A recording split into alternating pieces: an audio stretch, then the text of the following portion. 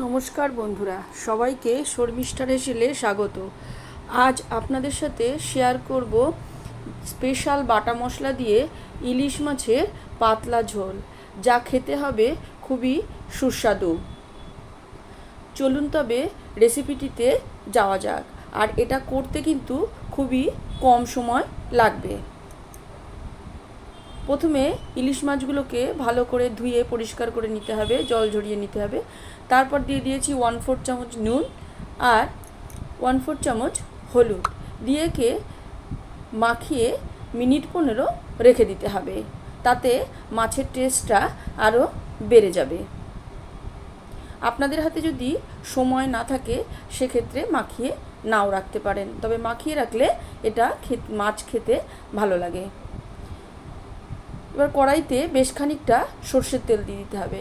রান্নাটা সর্ষের তেলেই হবে এবং হাই ফ্লেমে গরম করে নিয়ে তারপর লো মিডিয়াম ফ্লেমে গ্যাসটাকে রেখে দিতে হবে এবং মাছগুলোকে এক এক করে তেলের মধ্যে দিয়ে দিতে হবে এবং খুব হালকা করে ভেজে নিতে হবে। এক এক পিঠ ভাজতে এই 10 থেকে 12 সেকেন্ড লাগবে। একদমই হালকা করে ভেজে নিতে হবে। আপনারা চাইলে এটা কাঁচাও কিন্তু এই মাছের ঝোল করতে পারেন, সেক্ষেত্রেও কিন্তু খেতে খারাপ লাগবে না। দেখুন, সবগুলো মাছই এপিটোপিট করে হালকা করে ভেজে নিয়েছি আমি। আর ইলিশ মাছ কড়া ভাজলে কিন্তু মাছের ঝোলটা খেতে ভালো হয় না।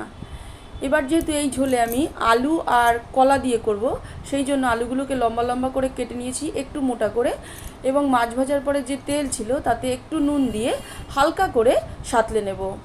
এই আলু যারা খান না তারা আলু দেবেন না, তবে যেহেতু কলা দেব, কলায় একটা কষা ভাব থাকে, সেই কষা ভাবটা কিন্তু আলু অনেকটাই টেনে নেয়, সেই জন্য আলুটা দিলে খেতে টেস্ট হয়।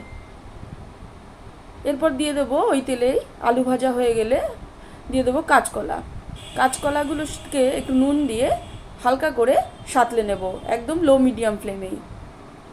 আপনারা যদি কাঁচকলা অনেকক্ষণ কেটে রেখে দেন, সেক্ষেত্রে ঝোল করেন, তাহলে কিন্তু একটু হলুদ মাখিয়ে রাখবেন, না হলে কাঁচকলা কালো হয়ে যাবে। দেখুন, কাঁচকলাটাও সাঁতলানো হয়ে গেছে। এবার আমি তুলে নেব। এবার কড়াইতে আরেকটু তেল দিয়ে দেবো। তেলটা গরম হয়ে গেলে দিয়ে দেবো তেজপাতা আর কিছু ফোড়ন দেব। 1 পিঞ্চ গোটা জিরে, 1 পিঞ্চ কালো জিরে আর 1 পিঞ্চ রাঁধুনি, সবই কিন্তু সম পরিমাণ দেব। আর স্বাদ অনুযায়ী ঝালটা দেবেন। আমি এখানে প্রায় 8-10টা কাঁচা লঙ্কা দিয়েছি এবং এই সময় কিন্তু লো ফ্লেম রাখবেন যাতে ফোড়নটা পুড়ে না যায়। আর ফোড়ন থেকে একটা সুন্দর ফ্লেভার আসবে, সেটা কিন্তু মাছের ঝোলের টেস্টকে আরও বাড়িয়ে তুলবে। আর এই কাঁচা লঙ্কা কিন্তু একদমই কিন্তু পুড়ে যাবে না বা পুরো ভাজা হবে না, আর হালকা হালকা ভাজা হবে, তবেই কিন্তু ঝোলের টেস্টটা ভালো হবে। আর এই রাঁধুনি ফোড়ন দিলে কিন্তু ইলিশ মাছে যদি অনেক সময় দেখা যায় অসময় ইলিশ মাছ হয়, সেক্ষেত্রে কিন্তু তার টেস্টটাও কিন্তু বেড়ে যায়। এই সময় ফোড়নটা হয়ে গেছে, দিয়ে দিলাম 1/2 চামচ মতো নুন আর 1/4 চামচ হলুদ। যে পরিমাণ নুন ঝোলে লাগবে আর হলুদ লাগবে সেটাও কিন্তু এতে দিয়ে দিলাম। দিয়ে কিন্তু বেশিক্ষণ ভাজবেন না, জাস্ট দিয়েই কাঁচকলা আর আলুগুলোকে দিয়ে দেবেন। আপনারা চাইলে এখানে বেগুন দিয়েও কিন্তু এই ঝোলটা করতে পারেন। দিয়ে একটু 8-10 সেকেন্ড নেড়ে নিতে হবে একদম লো মিডিয়াম ফ্লেমে ফোড়নের সাথে। তারপর দিয়ে দিতে হবে গরম জল।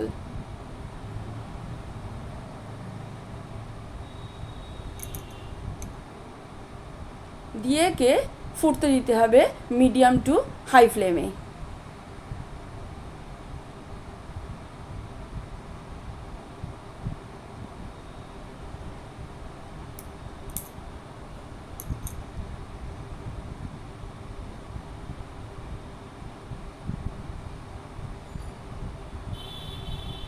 দেখুন, ফুটে গেছে।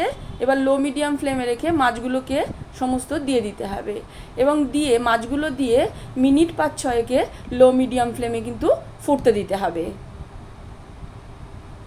ইলিশ মাছ বেশিক্ষণ ফোটাবার দরকার পড়ে না। আপনারা যদি আমার চ্যানেলে আরও মাছের ঝোল দেওয়া আছে, রুই মাছের ঝোল, বাঁচা মাছের ঝোল, এছাড়া বাটা মাছের ঝোল, সেগুলোও কিন্তু আপনারা দেখতে পারেন এবং খুব সিম্পলভাবে কিন্তু রান্না করা আছে এবং সেগুলোও খুবই সুস্বাদু। আমি ডেসক্রিপশন বক্সে লিঙ্ক দিয়ে দেব। দেখুন মাছ দেওয়ার পরে এটা ফুটে গেছে এবং একে কিন্তু মিনিট 5-6 ফুটতে দিতে হবে। এই সময় যে স্পেশাল বাটা মশলাটা দিতে হবে সেটাকে কিন্তু তৈরি করে নিতে হবে। নিতে হবে 1/4 চামচ জিরে, গোটা জিরে, আর 1/4 চামচ রাঁধুনি। যে পরিমাণ জিরে দেবেন ঠিক সেই পরিমাণ কিন্তু রাঁধুনি দিয়ে দিতে হবে এবং দিয়ে একে একটু জল দিয়ে তারপর একে মিক্সিতে অথবা শিলে পেস্ট করে নিতে পারেন।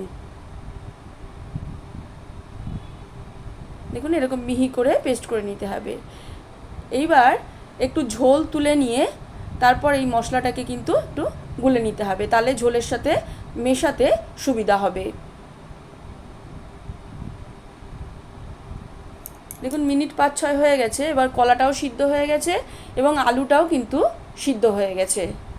এবার এই মশলাটা কিন্তু ঠিক নামানোর আগে মিনিট 2 আগে এই মশলাটাকে দিয়ে দিতে হবে, তাতে ফ্লেভারটা খুব সুন্দর আসবে। এবার মশলাটাকে দিয়ে দেবেন। অনেক সময় দেখা যায় অসময়ে ইলিশ মাছ আনলে বাড়িতে সেটা খেতে ভালো লাগে না, সেক্ষেত্রে আপনারা যদি এইভাবে বাটা মশলা দিয়ে রান্না করেন সেটা কিন্তু খেতে খুবই সুস্বাদু হয়। এবার এই মশলাটা দেওয়ার পরে মিনিট 2 একদম লো ফ্লেমে একে ঢাকা দিয়ে ফুটতে দেবেন। আপনারা চাইলে এখানে কোনো সবজি ছাড়াও কিন্তু এই বাটা মশলা দিয়ে ঝোলটা রান্না করতে পারেন। দেখুন মিনিট 2 ফুটে গেছে। এবার গ্যাসটাকে বন্ধ করে দিতে হবে। অসাধারণ ফ্লেভার বেরোচ্ছে। এবার গ্যাসটা বন্ধ করে দেওয়ার পরও মিনিট 5 স্ট্যান্ডিং টাইমে রেখে দিতে হবে, তাহলে এর ফ্লেভারটাও ভালো হবে এবং টেস্টটাও সুস্বাদু হবে। তৈরি হয়ে গেল ইলিশ মাছের বাটা মশলা দিয়ে পাতলা ঝোল। একে লাঞ্চ বা ডিনারে গরম ভাতের সাথে পরিবেশন করতে পারেন। আপনাদের যদি আমার রান্নাগুলো ভালো লেগে থাকে তবে চ্যানেলটি সাবস্ক্রাইব করবার অনুরোধ রইল এবং পাশে থাকা বেল আইকনটি প্রেস করে দেবেন, তাতে নোটিফিকেশানগুলো খুব সহজেই আপনাদের কাছে পৌঁছে যাবে। আর আপনাদের যদি এই রান্নাটা ভালো লাগে তবে একটা লাইক করবেন, শেয়ার করবেন এবং কমেন্ট করে অবশ্যই জানাবেন আপনাদের কেমন লাগলো। আজ এ পর্যন্তই, ভালো থাকবেন।